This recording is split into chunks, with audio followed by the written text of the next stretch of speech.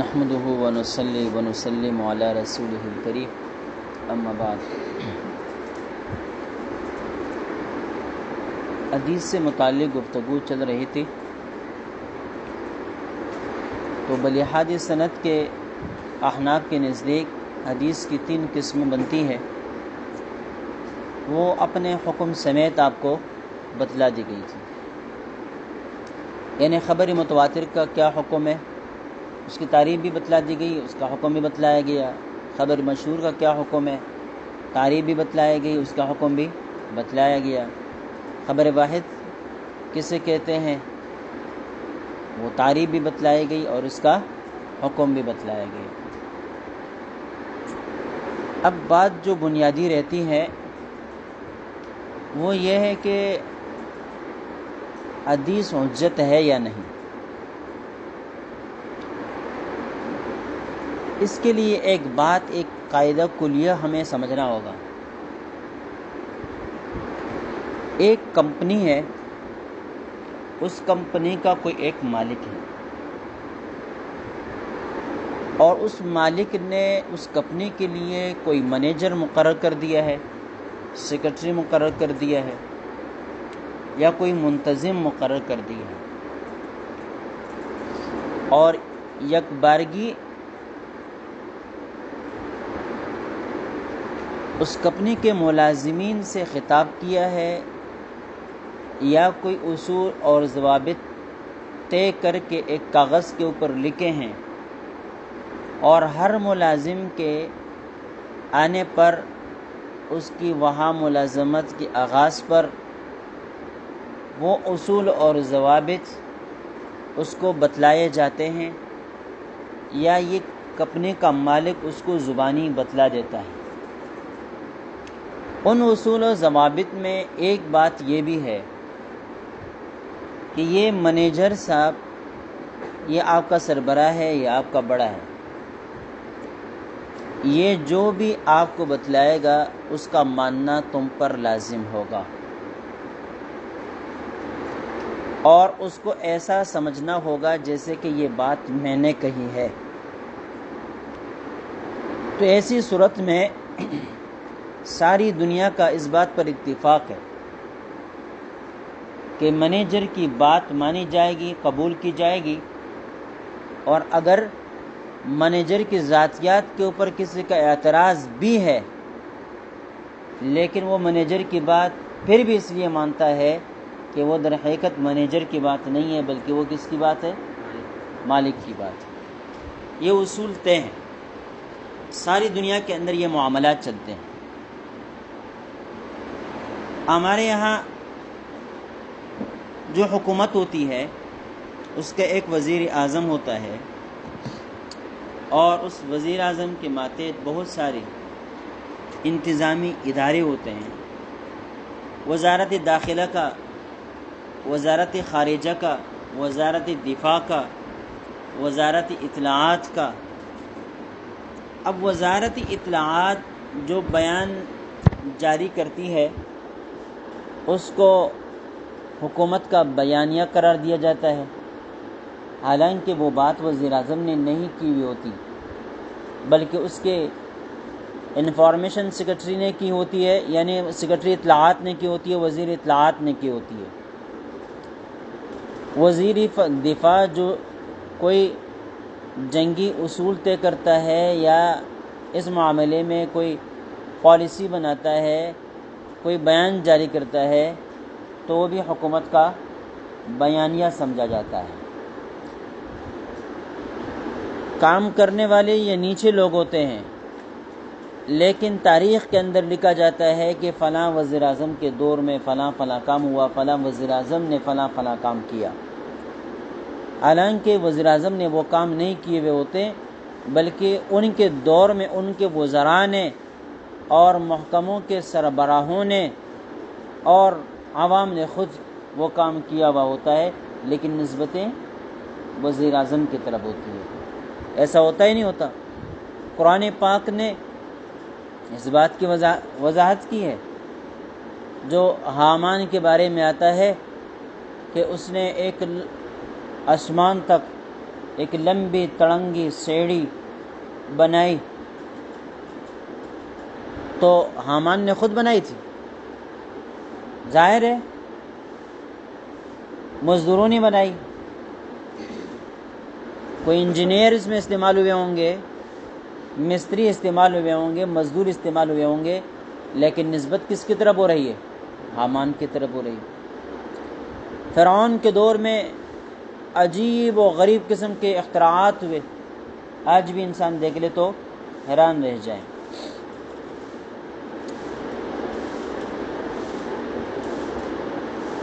وہ کام تو فرعون نے نہیں کیے، مزدوروں نے کیے، لیکن وہ فرعونوں کی طرف منسوب کیے جاتے ہیں. تو یہ اصول ہے، ہر جگہ یہ معاملہ چلتا ہے کہ بڑا مالک وہ خود کام نہیں کر رہا ہوتا، بلکہ وہ اپنے لیے افراد منتخب کرتا ہے اور ان کے ذریعے سے اپنا کام کرواتا ہے. کام ہو جانے کے بعد نسبت اس مالک کی طرف ہوتی ہے. فیکٹری فلاں نے لگائی، فلاں نے ملک کو اتنا ترقی دے دی، حالانکہ اس نے کیا کیا؟ عملی طور پر تو اس نے کچھ نہیں کیا ہوا ہوتا ہے، لیکن اس کی ہدایات کی روشنی میں یہ سب کچھ ہو رہا ہوتا ہے. یہ اصول ہے کہ نہیں؟ انہی اصولوں کو اٹھا کے آپ یہاں لے کر آئے کہ اللہ رب العزت نے انتظام میں عالم، اس کی دو صورتیں ہیں. ایک تکوینی انتظام ہے اور ایک تشریعی انتظام ہے. تکوینی انتظام کا مطلب یہ ہے کہ بارش ہو جائیں، نہ ہو، قحط سالی آ جائیں، کسی کی تخلیق ہو، کسی کو موت دی جائے، کسی کو درستگی تندرستی دے دی جائیں، طوفان آئے نہ آئے، دریا خشک ہو جائیں. یہ سارے کے سارے معاملات کیا ہے؟ تکوینی امور ہے. اور دوسرے امور تشریعی ہے. اور تشریعی کا مطلب قانون اور ضوابط مخلوق کے لیے طے کر کے ان کے مطابق پھر ان کو چلنا ہے اور لوگوں کو بتلانے ہیں. اللہ رب العزت نے اپنے ہی بندوں میں سے دونوں کاموں کے لیے الگ الگ بندوں کا کیا کیا؟ چناؤ کیا، انتخاب کیا. جو تکوینی امور ہے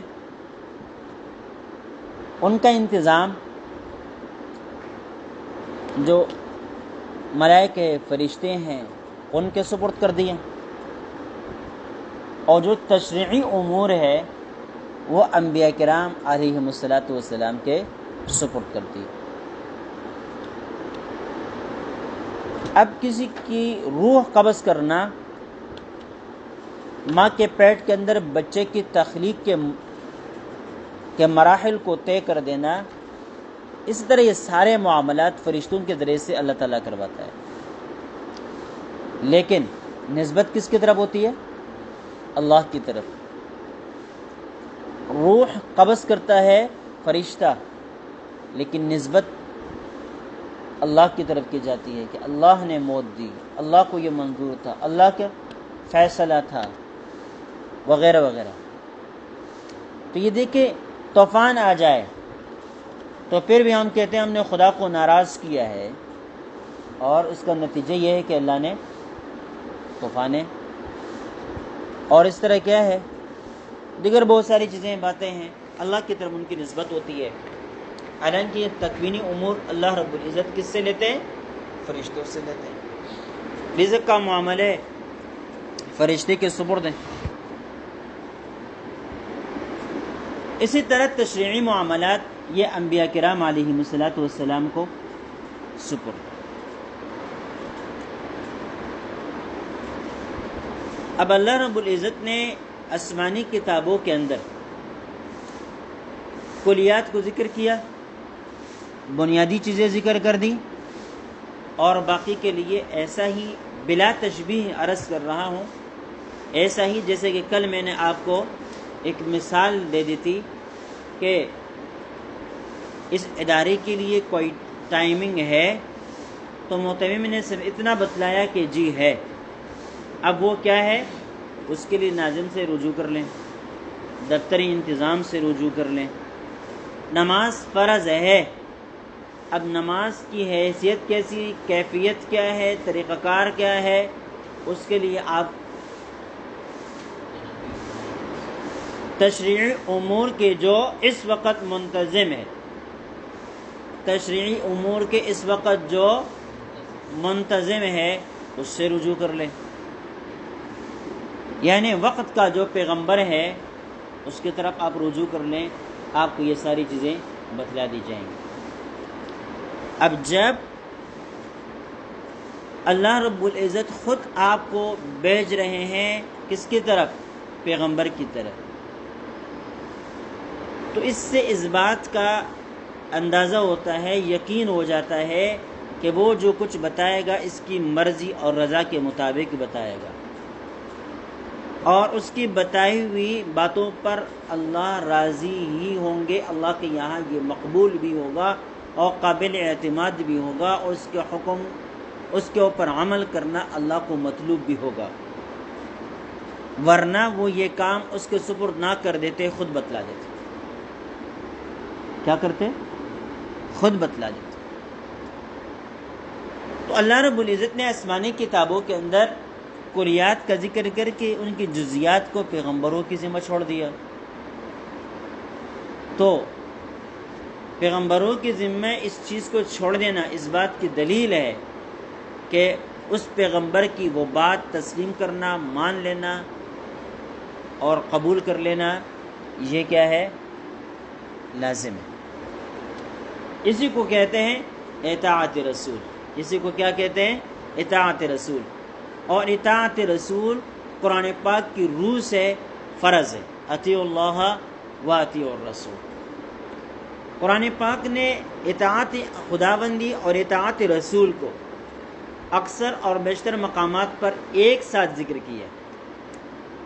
وہاں مفسرین کہتے ہیں کہ اس میں نقطہ یہ ہے کہ اصل اصول جو ہے وہ اطاعت خداوندی ہے، اطاعت خداوندی کے نتیجے میں اطاعت رسول ہے۔ کیوں؟ اس لیے کہ اللہ نے اپنی اطاعت تمہارے اوپر فرض کر دی۔ اب اللہ کی اطاعت میں یہ بھی ہے کہ فلاں کی اطاعت کرو، فلاں کی بات مانو، فلاں کے حکم کو تسلیم کرو، فلاں جو کچھ آپ کو دے دے اس کو مانو۔ اب اگر آپ اس کی دی ہوئی چیزیں مانتے ہیں، اس کا بتایا ہوا حکم آپ تسلیم کرتے ہیں، تو گویا کہ آپ اللہ کی اطاعت کرتے ہیں، اس لیے کہ اللہ نے آپ کو بتلایا کہ اس کی اطاعت کرو۔ تو جس طرح نماز پڑھنا یہ اللہ کی اطاعت میں آپ کر رہے ہیں، روزہ رکھنا اللہ کی اطاعت میں کر رہے ہیں، حج کرنا اللہ کی اطاعت میں ہے، اس طرح دیگر جو نیک اعمال ہے اللہ کی اطاعت میں ہے کہ اللہ نے اس کا حکم دیا۔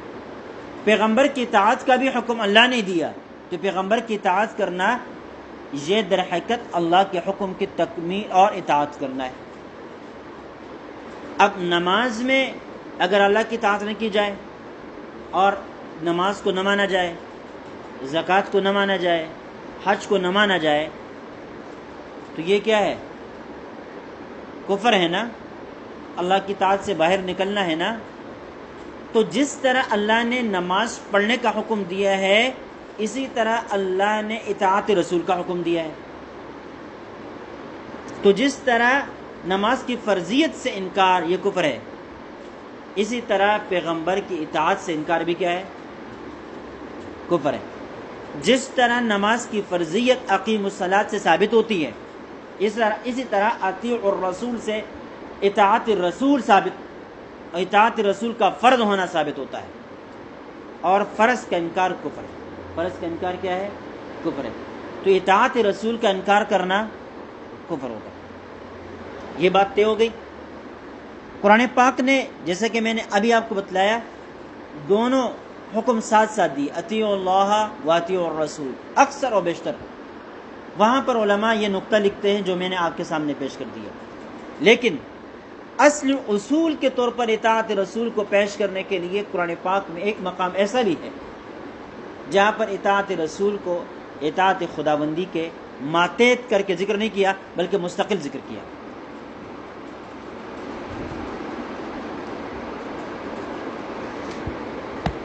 وہ ہے سورہ مؤمنون میں ہے غالباً. اطیعوا اللہ نہیں، اقیموا الصلاۃ وآتوا الزکاۃ وأطیعوا الرسول لعلکم تفلحون. اقیموا الصلاۃ وآتوا الزکاۃ وأطیعوا الرسول لعلکم تفلحون. نماز، اطاعت زکوٰۃ اور اطاعت رسول، یہ دونوں ایک آیت میں ذکر کیے. تو جس طرح نماز کی فرضیت ہے اسی آیت سے ثابت ہے، زکوٰۃ کی فرضیت ہے اسی آیت سے ثابت ہے مستقل طور پر، اسی طرح اطیعوا الرسول سے اطاعت رسول کی فرضیت بھی یکساں طور پر ثابت ہے. اب ان تینوں میں سے اس کا انکار کفر ہے، ان دونوں کو مانتے ہیں اس کا انکار کرتے ہیں تب بھی کفر ہے. اگر ان دونوں کو مانتے اس کا انکار کرتے تب بھی کفر ہوگا. اب یہ بات ختم. دوسری بات یہ ہے کہ قرآن پاک میں کہیں پر یہ نہیں ہے کہ اطاعت خداوندی میں اطاعت رسول ہے، لیکن یہ بات ہے صراحت کے ساتھ کہ اطاعت رسول میں اطاعت خداوندی ہے. یہ کہیں نہیں ہے کہ من یطع اللہ فقد اطاع الرسول، لیکن یہ ہے ومن یطع الرسول فقد اطاع اللہ. جس نے پیغمبر کی اطاعت کر دی تو اطاعت اللہ کی جاتی ہے، لیکن اس کے لیے طریقہ وہی ہے جو پیغمبر نے طے کیا، تو پیغمبر کے طے کردہ جو طریقہ ہے، پیغمبر کے بتایا ہوا جو طریقہ ہے، اس پر چلیں گے تو اللہ تعالیٰ کی اطاعت متحقق ہوگی، اور اگر اس پر نہیں چلیں گے تو اللہ تعالیٰ کی اطاعت متحقق نہیں ہوگی. اسی کو قرآن نے خود ذکر کیا، ان کنتم تحبون اللہ فاتبعونی یحببکم اللہ. میری اطاعت کرو تو میری اطاعت سے اللہ کی محبت تمہیں نصیب ہوگی. تو حکم اللہ کا ہوتا ہے لیکن طریقہ پیغمبر کا ہوتا ہے. تو اللہ کے حکم پر پیغمبر کے طریقوں کے مطابق چلیں گے تو وہ اللہ کی اطاعت بھی کہلائے گی، اللہ کی عبادت بھی قرار پائے گی، اللہ کا حکم ماننا بھی ہوگا. لیکن اگر پیغمبر کا طریقہ نہیں اپنائیں گے تو اس میں جس طرح پیغمبر کی اطاعت کی نفی ہوگی اس طرح اللہ کی اطاعت کی بھی نفی ہوگی. یہ تو ہو گئی بنیادی بات کہ پیغمبر کی اطاعت کرنا فرض ہے. اب اسی سے ہم لیتے ہیں پیغمبر کی اطاعت کس چیز میں فرض ہے. آیا پیغمبر کی اطاعت صرف اس بات میں فرض ہے کہ پیغمبر نے یہ بتلایا کہ یہ قرآن ہے، یہ اللہ کی کتاب ہے، اس کو مانو، تسلیم کر لو، اس کے اوپر عمل کر لو، باقی کچھ نہیں. یہ تو قرآن نے خود کہہ دیا ہے، تواتر کے ساتھ ثابت ہے. تواتر کو بیچ سے ہٹا دیا جائے تو معارضہ دلیل ہے. معارضہ کیا ہے؟ ان کنتم فی ریب مما نزلنا علی عبدنا فاتوا بسورۃ. معارضہ تمہارے لیے دلیل ہے، معارضی کا یہ چیلنج یہ اللہ کی طرف سے ہے اور تم اس سے کیا ہو؟ قاصر ہو. تو یہ بھی اس بات کی دلیل ہے کہ اللہ کی کتاب ہے. پھر پیغمبر کی اطاعت کس چیز میں کی جائے گی؟ سوائے نشان ہے. جو لوگ کہتے ہیں پیغمبر کی اطاعت کی ضرورت نہیں ہے، قرآن پاک کی اطاعت کرو، اللہ کی اطاعت کرو، تو ہم اللہ کی اطاعت کرتے ہیں. اللہ کی اطاعتوں میں سے ایک اطاعت یہ کہ وہ بتاتے ہیں کہ اطیعوا الرسول، پیغمبر کی اطاعت کرو. تو پیغمبر کی اطاعت ہم کس چیز میں کریں؟ کوئی نہ کوئی حکم ہمارے سامنے ہونا چاہیے. اگر تم کہو کہ وہ حکم قرآن میں ہے تو ہم پھر کہیں گے تو وہ تو قرآن کا حکم ہے، اس میں تو پیغمبر کی اطاعت نہیں ہوئی. کس کی اطاعت ہوئی؟ اللہ کی اطاعت ہوئی. تو پیغمبر کی اطاعت ان باتوں میں ہوگی جو اس قرآن پاک سے ہٹ کرے، اور قرآن پاک سے ہٹ کر جو ہے وہ کیا ہے؟ حدیث ہے۔ تو حدیث کا حجت ہونا ہے ثابت ہوا قرآن سے یا نہیں؟ قرآن نے اصول طے کیا، ما اتاکم الرسول فخذوہ وما نہاکم عنہ فانتہوا، جو پیغمبر دے اس کو لے اور جس سے روکے اس سے رک جائے، جس سے منع کر دے اسے منع ہو جائے۔ اب پیغمبر کے دیے ہوئے احکام کو لینا یہ در حقیقت اللہ تعالیٰ کے حکم پر چلنا ہے۔ پیغمبر نے جس چیز سے روکا ہے، منع کر دیا ہے، اس سے رک جانا یہ در حقیقت اللہ تعالیٰ کی منع ہوئی چیزوں سے رکنا ہے، اس لیے کہ پیغمبر نے اللہ کے حکم سے بتلایا اور اللہ نے ہمیں بتلایا کہ اس کی بات مانو، اس کی بات تسلیم کر لو۔ تو اسی بنا پر ہم کیا کرتے ہیں؟ مانتے ہیں، تسلیم کرتے ہیں، اطاعت کرتے ہیں۔ قرآن پاک کی کئی آیتوں سے یہ مضمون ثابت ہوتا ہے کہ اللہ رب العزت نے پیغمبر کی اطاعت ہمارے اوپر فرض کی ہے۔ مثلا یا ایھا الذین آمنوا اطیعوا اللہ واطیعوا الرسول واولی الامر منکم، یہاں وضاحت کے ساتھ اطیعوا اللہ کے ساتھ اطیعوا الرسول ذکر ہے۔ آگے کہتے ہیں فَإِن تَنَازَعْتُمْ فِي شَيْءٍ فَرُدُّوهُ إِلَى اللَّهِ وَالرَّسُولِ، اللہ کی طرف لوٹاؤ، اللہ کی کتاب کی طرف لوٹانا ہے، کیونکہ براہ راست تو ہم اللہ سے مکالمہ کر نہیں سکتے، مباحثہ کر نہیں سکتے، سوال و جواب کر نہیں سکتے، تو جائیں گے اللہ کی کتاب کی طرف، اور جب اللہ کی کتاب میں ہمیں اس کا حل نہیں ملتا تو پھر جائیں گے والرسول، رسول کی طرف۔ اب رسول کی طرف جانے کا حکم اللہ نے دیا، تو کیوں دیا؟ آپ سے میں کہتا ہوں بھائی یہ مسئلہ مشکل ہے، آپ اس کے مفتی صاحب سے رابطہ کریں، تو اس کا مطلب کیا ہے؟ اس کا مطلب یہ کہ مفتی صاحب جو پھر آپ کو بتلائیں اسی طرح پھر کام کریں، اس کو پھر تسلیم کریں، اس کو پھر مان جائیں۔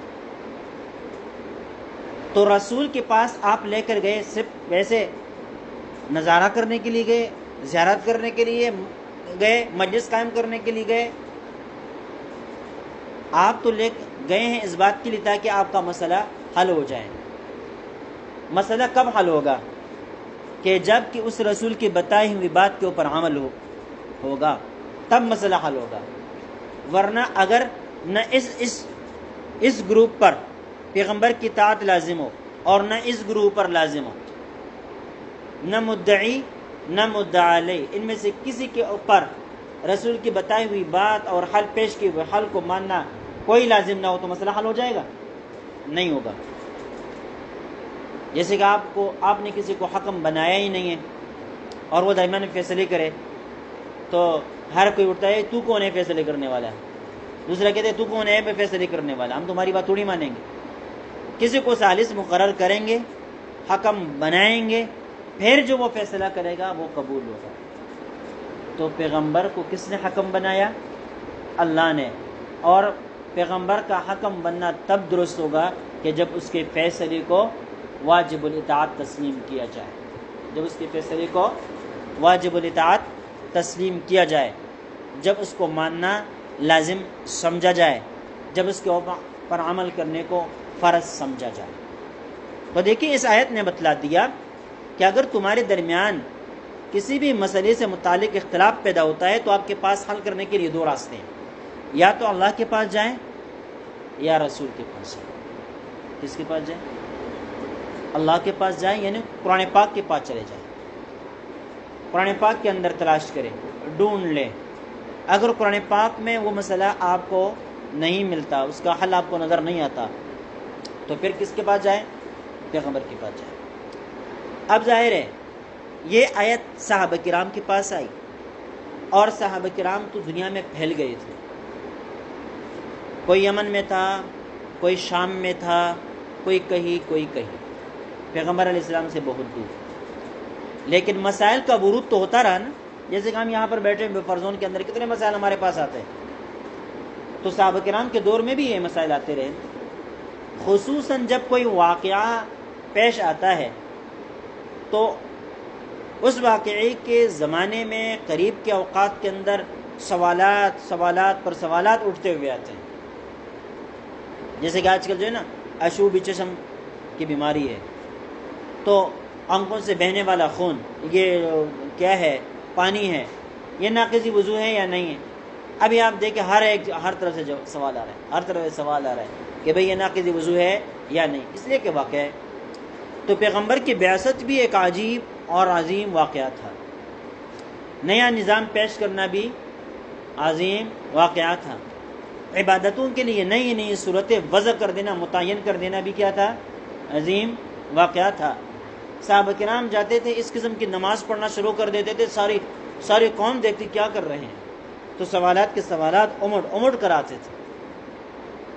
جب وہ زکوٰۃ سے متعلق گفتگو کرتے تھے، زکوٰۃ کا نام اس سے پہلے کسی نے سنا نہیں تھا. ٹیکس، جزیہ اور کیا ہے جبایہ جیسے الفاظ استعمال ہوتے تھے، زکوٰۃ کہاں سے آ گئی؟ تو پھر کیا ہے؟ سوالات پر سوالات اٹھتے تھے. روزے کی اصطلاح استعمال کی تو سوالات پر سوالات اٹھنے لگے. اب ظاہر ہے پیغمبر تک تو ہر ایک کی رسائی نہیں ہے، تو رسائی کس کی طرف ہے؟ صحابہ کرام کی طرف ہے، موجود علماء کرام کی طرف ہے، تو لوگ ان کے پاس جاتے تھے. تو سوالات پر سوالات اٹھتے تھے، لیکن جواب کہاں سے آیا؟ ان تنازعتم فی شیء فردوہ الی اللہ، اللہ کی طرف لٹاؤ. اب پیغمبر مکہ مکرمہ میں یا مدینہ منورہ میں موجود ہے، جبکہ جس صحابی سے سوال ہو رہا ہے وہ شام میں موجود ہے. جدید دور تو ہے ہی نہیں کہ ٹیلی فونک رابطہ کیا جائے، تو آپ معلومات کیسے کریں؟ پیغمبر کی رائے کیسے معلوم کریں؟ پیغمبر کی رائے معلوم کرنے سے پہلے قرآن پاک کو پڑھ لیں، اس پر نظر ڈالیں. یا اگر اس کا حل نکل آتا ہے تو پیغمبر سے رابطہ کرنے کی کوئی ضرورت نہیں ہے. لیکن اگر یہاں حل نہیں نکل آتا تو پھر کیا ہے؟ پیغمبر علیہ السلام سے رابطہ کرنے کی ضرورت ہے. اب دو صورتیں ہوں گی.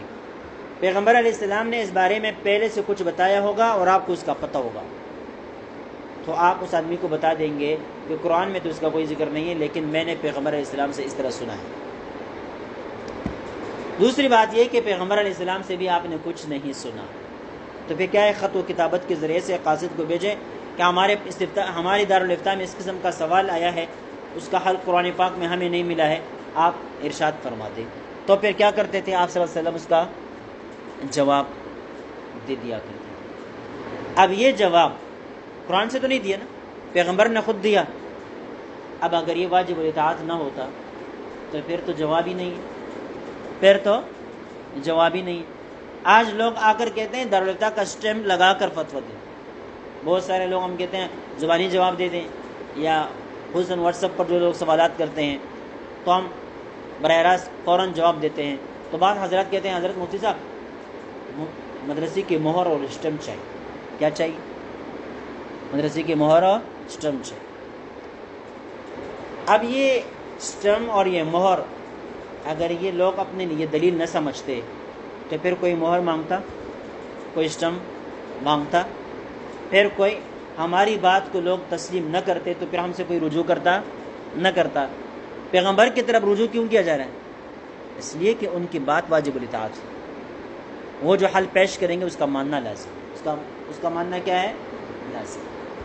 تو اس وجہ سے کہہ رہے ہیں کہ اگر تمہارے درمیان کوئی اختلافی مسئلہ پیش آتا ہے، اختلافی نہ بھی ہو، کوئی بھی نیا مسئلہ پیش آتا ہے جس کا حل آپ کے پاس ہے، تو اس کو حل کرنے کے لیے آپ یا تو قرآن پاک کے پاس جائیں یا کس کی طرف چلے جائیں؟ پیغمبر علیہ السلام کے پاس چلے جائیں. اب صحابہ کا دور تو ہے ہی نہیں، نزول قرآن کا دور تو ہے ہی نہیں، پیغمبر علیہ السلام دنیا سے پردہ فرما گئے ہیں. لیکن یہ تنازع تو اب بھی ہے، یہ اختلافات تو اب بھی ہے، نئے مسائل تو اب بھی پیش آ رہے ہیں. اب کیا کریں گے؟ اب تو آپ کے پاس دو صورتیں ہیں، یا تو براہ راست اللہ سے مکالمہ کرے، ہو ہی نہیں سکتا. براہ راست پیغمبر سے پوچھے، یہ بھی نہیں ہو سکتا. تو پھر کیا ہے؟ قرآن پاک کے پاس موجود نسخہ جو آپ کے پاس ہے اس کی طرف رجوع کریں. یہاں سے حل نہ ملے تو پھر احادیث کی طرف رجوع کر لیں. لیکن اگر احادیث حجت ہی نہ ہو تو پھر رجوع کرنے کا فائدہ کیا ہے؟ ایک دکان میں وہ آٹے کی دکان ہے ہی نہیں تو آٹا خریدنے کے لیے آپ اس دکان میں جائیں گے؟ نہیں جائیں گے۔ اب آئی بات سمجھ میں؟ تو پیغمبر کی بات اگر واجب الاطاعت نہ ہو تو پھر پیغمبر کی اتنی زیادہ احادیث جو کئی ہزار پر مشتمل ہے بلکہ لاکھوں پر مشتمل ہے، اور یہ جو اتنی بڑی بڑی ضخیم کتابیں ہم مطالعہ کرتے ہیں، پڑھتے ہیں، اس کو محفوظ کرتے ہیں، اس کو سمجھنے کی کوشش کرتے ہیں، اگر یہ ہمارے لیے قابل حجت نہ ہو تو اس کو پڑھنے کی کیا ضرورت ہے، اس کی لکھنے کی کیا ضرورت ہے، اس کے حفاظت کرنے کی کیا ضرورت ہے؟ تو اللہ کی طرف آنا اور پیغمبر کی طرف آنے کا یہی مطلب ہے کہ تاکہ آپ کو حل ملے، اور وہ حل واجب الاطاعت بھی ہو، واجب التسلیم بھی ہو۔ ایک بات ہو گئی، ایک دلیل آپ کے پاس سامنے آ گئی، یہ سورہ نساء ہے، آیت نمبر 59 ہے۔ دوسری آیت اسی میں وَمَن يُطِعِ الرَّسُولَ فَقَدْ أَطَاعَ اللَّهَ، جس نے اللہ پیغمبر کی اطاعت کر دی اس نے اللہ کی اطاعت کر دی۔ تو گویا ہے کہ اللہ کی اطاعت کو پیغمبر کی اطاعت کے اندر لپیٹ دیا ہے۔ اللہ کی اطاعت پیغمبر کی اطاعت سے ہٹ کر نہیں ہو سکتی، مل ہی نہیں سکتی۔ اللہ نے خود کیا کر دیا؟ پیک کر دیا ہے۔ اس کے اندر اطاعت رسول میں اپنی اطاعت کو پیک کر دیا ہے۔ آپ اطاعت اللہ کی طرف جائیں گے تو اس سے پہلے کہاں سے گزرنا پڑے گا؟ اطاعت رسول سے گزرنا پڑے گا۔ میں سب سمجھانے کے لیے مثال دیتا ہوں۔ ایک رول ہے نا، رول آج کل کھانے کی چیز ہے نا، اس کو کاغذ کے اندر بند کر دیتے ہیں۔ اگر آپ اس رول کو کھانا چاہیں گے تو کاغذ سے گزرنا پڑے گا، اس کو الگ کرنا پڑے گا، اس کے بعد کیا کر سکیں گے؟ اس کو استعمال میں لا سکیں گے۔ اب آئی بات سمجھ میں؟ اسی طرح یہ جو اطاعت خداوندی ہے یہ اطاعت رسول میں لپیٹ دیا گیا ہے۔ اطاعت رسول سے گزریں گے تو کہاں جائیں گے؟ اطاعت خداوندی تک جائیں گے۔ اور یہ بات خود پیغمبر نے نہیں فرمائی، قرآن پاک نے بتائی ہے۔ تو اطاعت رسول کے اندر اطاعت خدا کو لپٹا ہوا تسلیم کر لینا یہ بھی کیا ہے؟ قرآن کا حکم ہے۔ تو اب پیغمبر کی اطاعت کو کرنا یہ بھی قرآن کا حکم ہے۔ تو آپ پیغمبر کی اطاعت کر رہے ہیں گویا کہ قرآن پاک کی اطاعت کر رہے ہیں۔ کس کا کر رہے ہیں؟ پیغمبر کی اطاعت سے انکار کر رہے ہیں گویا کہ آپ کیا کر رہے ہیں؟ اللہ کے حکم سے انکار کر رہے ہیں۔ تو اللہ کا حکم کا انکار کیا ہے؟ کفر ہے۔ تو پیغمبر کی اطاعت سے انکار بھی کفر ہے۔ تیسری دلیل اسی سورہ النساء میں وَمَن يُطِعِ اللَّهَ وَالرَّسُولَ فَأُولَٰئِكَ مَعَ الَّذِينَ أَنْعَمَ اللَّهُ عَلَيْهِم مِّنَ النَّبِيِّينَ وَالصِّدِّيقِينَ وَالشُّهَدَاءِ وَالصَّالِحِينَ۔ اطاعت رسول کو منعم علیہم لوگوں کا طریقہ اور نجات کا ذریعہ بتلایا گیا۔ گویا کہ آپ کو نجات تب مل سکتی ہے کہ جب آپ اطاعت رسول کریں۔ کیا کریں؟ یہ بہت اہم بات بتا رہا ہوں۔ ہم جو اسلام آباد گئے ہوئے تھے نا، وہاں بہت بڑا کام ہو رہا ہے، تو بہت سارے لوگ غیر مسلم تھے، اب مسلمان ہو گئے۔ اب ہم یہاں پر بیٹھے ہوئے ہیں، ہمارے لیے تو تبلیغ کرنا بڑا آسان ہے، اس لیے کہ ہمیشہ کے لیے کیا ہے، مسلمانوں سے آمنا سامنا ہے۔ کوئی سائل آ جائے وہ بھی کیا ہوتا ہے؟ مسلمان ہوتا ہے۔ مسلمان ہونے کی وجہ سے دارالفتہ آتا ہے، اگر مسلمان نہ ہوتا دارالفتہ آتا نہ آتا۔ لیکن ان لوگوں کے جو مخاطبین ہوتے ہیں اکثر و بیشتر وہ غیر مسلم ہوتے ہیں، کیونکہ وہ غیر مسلموں میں کام کر رہے ہوتے ہیں، خاندانوں کا غیر مسلم ہے وغیرہ وغیرہ۔ تو ایک نے مجھ سے عجیب قسم کا سوال کیا، کہنے لگے کہ اب اس دور میں نجات اسلام کے اندر منحصر کیوں ہے؟ عیسائیت بھی تو اللہ کا دین ہے نا، یہودیت بھی ہے نا، تو پھر آپ یہ کیوں کہتے ہیں کہ نجات صرف اور صرف دین میں منحصر ہے، اسلام میں منحصر ہے؟ جو اسلام لے کر آئے گا نجات پائے گا، جو اسلام نہیں لے کر آئے گا وہ نجات نہیں پائے گا۔ اب آئی بات سمجھ میں؟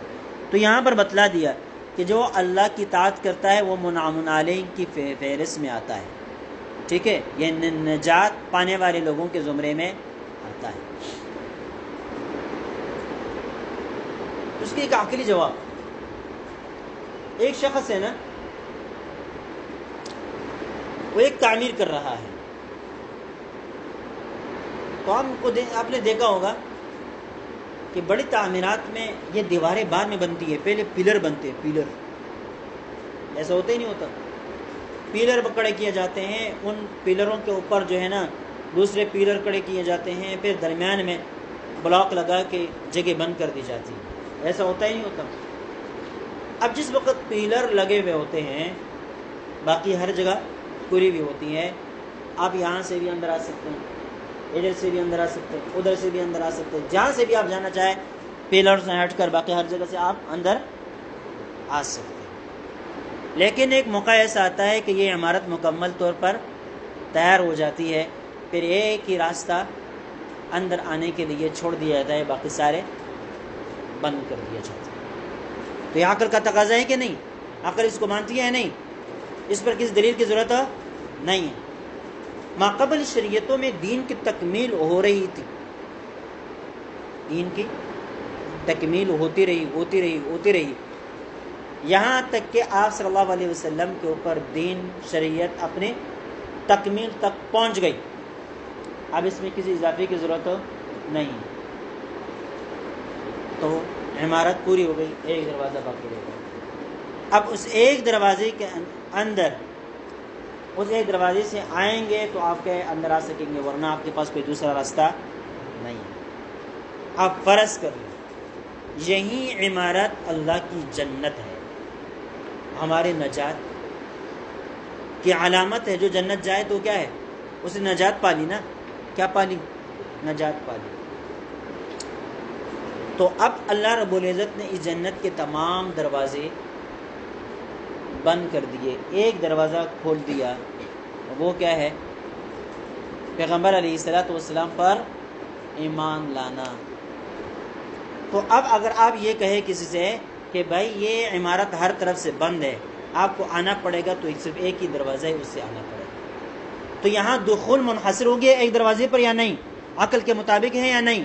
اسی طرح اگر دخول جنت، نجات پانا، یہ پیغمبر پر ایمان لانے پر منحصر ہو جائے تو عقل کے خلاف نہیں ہے، بلکہ عین عقل کے مطابق ہے، عقل کے عین مطابق۔ اب آئی بات سمجھ میں؟ اس وجہ سے ہم کہتے ہیں کہ اس وقت یعنی پیغمبر علیہ السلام کی شریعت کے بعد، جب سے پیغمبر علیہ السلام کی بعثت ہوئی، باقی تمام شریعتیں منسوخ ہو گئی، ان کے بعد نجات کا واحد راستہ آپ کے پاس کیا ہے؟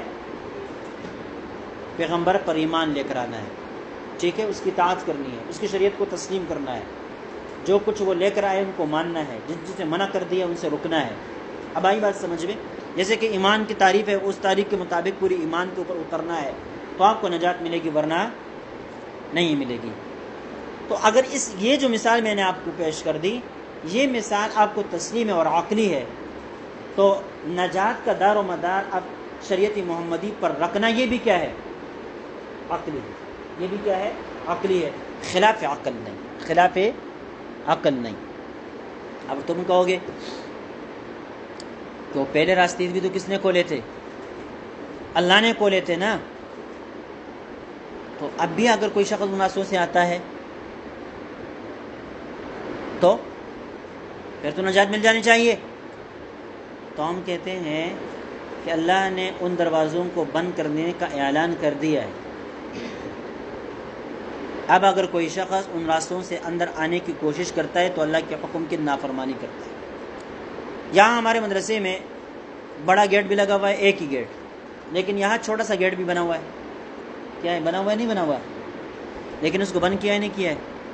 اب اگر کوئی شخص کہتا ہے کہ دروازہ تو یہ بھی ہے، میں نے تو یہاں سے آنا ہے، تو کوئی آپ کو آنے دے گا؟ آئیں گے تو مجرم قرار پائیں گے یا نہیں؟ چور قرار پائیں گے یا نہیں؟ تو اسی طرح اللہ نے یہ دروازے کھولے تھے، لیکن ان کے بند کرنے کا اعلان بھی کر دیا۔ اب اگر ان راستوں سے آؤ گے تو اللہ کے حکم کی نافرمانی ہوگی، اللہ کے حکم کی اطاعت نہیں ہوگی۔ میں آپ کو ایک واقعہ بتاؤں، بہت دلچسپ قسم کا واقعہ ہے۔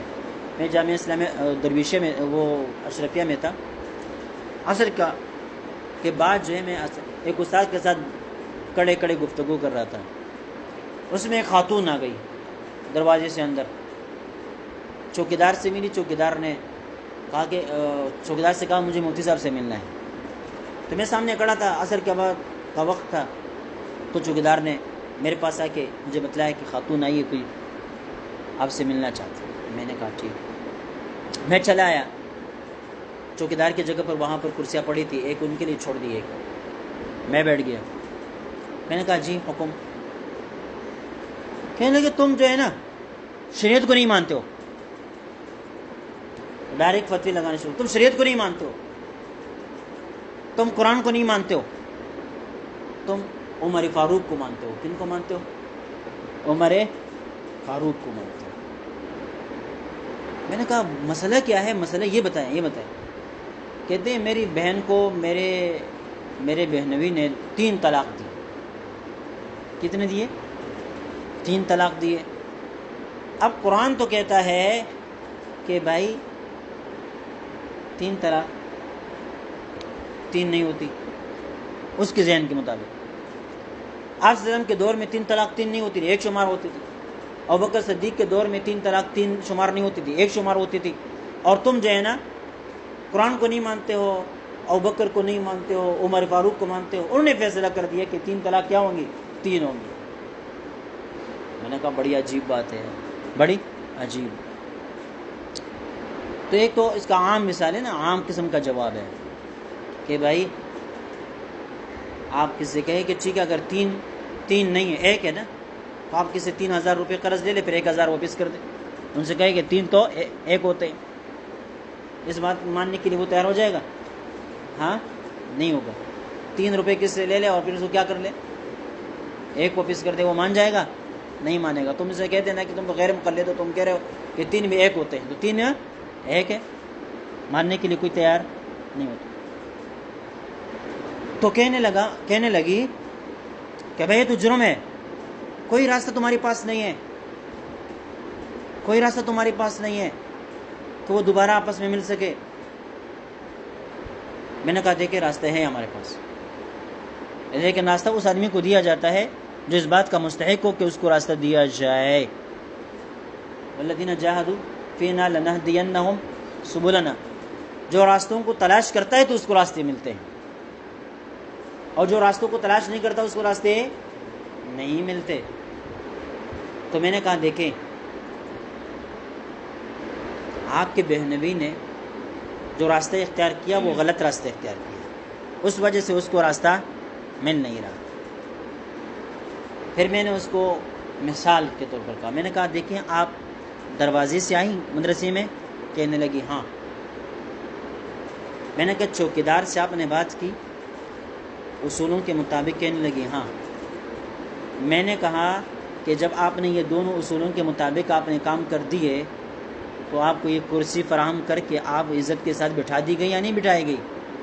مفتی صاحب کو بلا کر آپ کے سامنے بٹھایا گیا، آپ کی بات سنی جا رہی ہے یا نہیں سنی جا رہی؟ کہنے لگی ہاں سنی جا رہی ہے۔ میں نے کہا فرض کر لیں اگر آپ دیوار کو پلانگ کر کے آتی تو پھر آپ کی یہ عزت ہوتی؟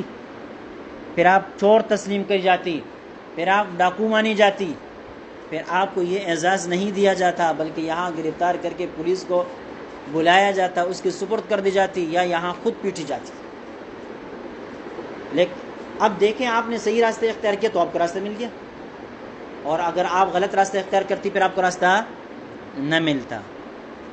اسی طرح میں نے کہا کہ تمہارے بہنوی نے غلط راستہ اختیار کیا ہے، اگر صحیح راستہ اختیار کرتا تو شریعت کہتی ہے 3 طلاقوں تک تمہیں کیا ہے اختیار رجوع کر 2 طلاقوں تک رجوع کر سکتے ہیں، تیسرے طلاق پھر دینا یہ بھی غلط راستے کی طرف جانا ہے۔ وہاں پر کیا کرتا ہے پھر شریعت؟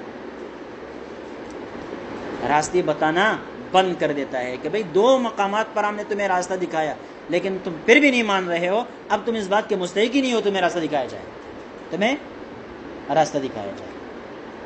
تو پھر جو ہے نا وہ وکیل تھی، وکیل غصہ بھی بہت کرتی تھی، لیکن میں نے تو کوئی قرآن کی دلیل نہیں دی، حدیث کی کوئی دلیل نہیں دی، اس سے عقل سے سمجھا کر وہ جلدی اٹھ گئی اور جاہل نکل گئی، بس دوسری بات ہی نہیں کیا گیا۔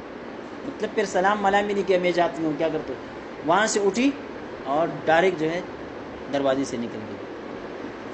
تو اب یہ دیکھیں اصل چیز یہ ہے، اس چیز کو سمجھنے کی ضرورت ہے۔ تو بہرحال کیا ہے اطاعت رسول کس سے ثابت ہے؟ قرآن سے ثابت. اطاعت رسول قرآن کی روح سے فرض ہے. فرض کا انکار کیا ہے؟ کفر ہے. اب اطاعت رسول کیسے کی جائے؟ سوائے اس کے اس کا کوئی دوسرا راستہ نہیں ہے کہ حدیث کو بطور حجت کے تسلیم کیا جائے. حدیث کو بطور حجت کے تسلیم کیا جائے، اس لیے کہ اطاعت رسول کا کوئی دوسرا تصور ہے ہی نہیں، ممکن ہی نہیں ہے. اس کو ایسے سمجھے.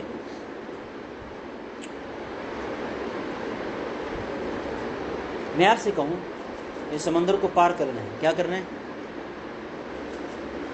اور ایسا پار کرنا ہے کہ آپ کے کپڑے بھی گیلے نہ ہو جائے، کچھ بھی نہ ہو جائے. تو آپ کے پاس کیا ہے؟ کشتی یا سواری کے بغیر کوئی دوسرا راستہ ہے ہی نہیں، کوئی دوسرا راستہ ہے ہی نہیں، اختیار کرنا پڑے گا. یا اطاعت رسول ہے تو اطاعت رسول سوائے احادیث کو بطور حجت کے ماننے کے کوئی دوسرا معنی رکھتا ہی نہیں ہے، کوئی دوسرا معنی رکھتا ہی نہیں ہے. اس وجہ سے یہاں سے یہ ثابت ہو گیا کہ اطاعت رسول فرض، اور اطاعت رسول کی صورت حدیث کو بطور حجت کے تسلیم کرنا ہے، حدیث کو بطور حجت کے تسلیم کرنا ہے. ٹھیک ہے، تو یہ چند دلائل سے میں نے آپ کو سمجھایا، عقل سے آپ کو سمجھایا. انشاءاللہ احادیث پر گفتگو دوبارہ کریں گے.